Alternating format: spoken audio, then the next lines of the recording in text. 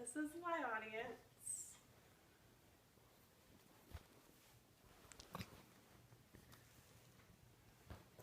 Okay.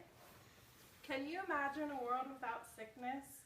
Well, with vaccines, we are one step closer. For those of you that do not know, a vaccine is a substance used to stimulate the production of antibodies and provide immunity against a disease. This substance is usually a killed or weakened bacteria or virus, according to dictionary.com.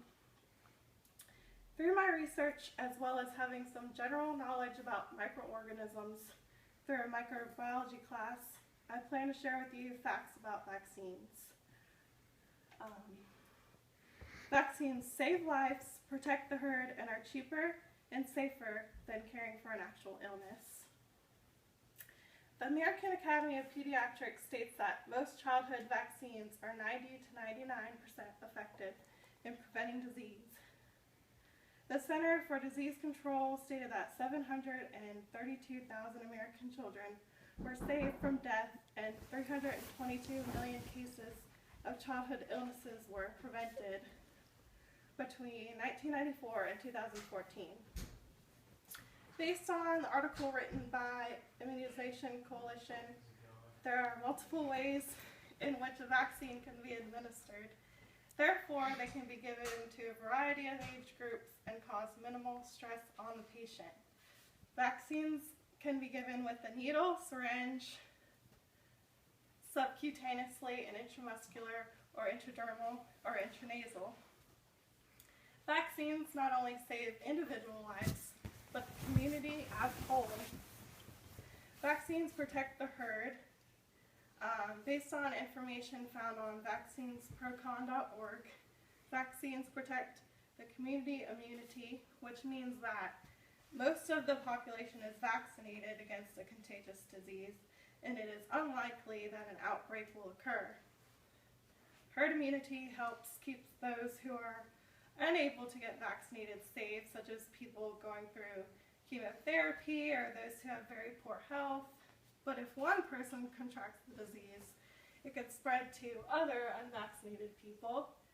And you see how one unvaccinated person can cause damage to the whole community. Unfortunately, for those who contracted the illness, it will be unsafe. Also, it will be expensive to care for. Vaccines are cheaper than caring for a sick child and all the doctor bills, not to mention losing wages at work when you take a sick day.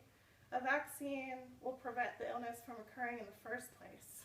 Some children can even get free vaccines. Yes, there is a risk for allergic reaction or anaphylaxis, but this only occurs in 1 per million children.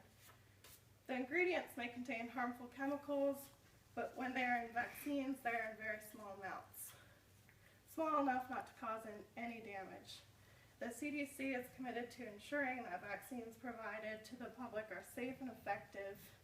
It is tested for 10 years or more and closely regulated by the CDC and FDA.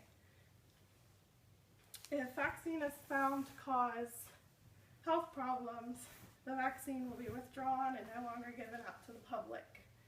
Vaccines.gov states that the number of cases of disease drops when a vaccine becomes available, and this is an example of measles.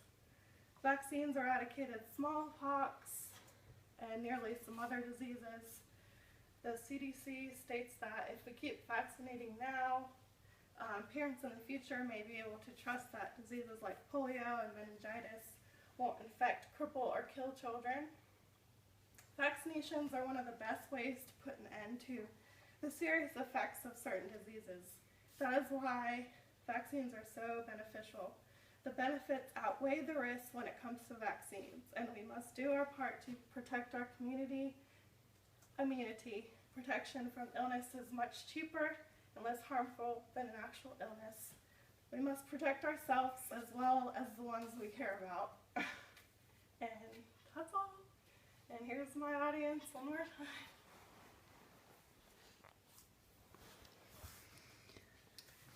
Right, get vaccinated.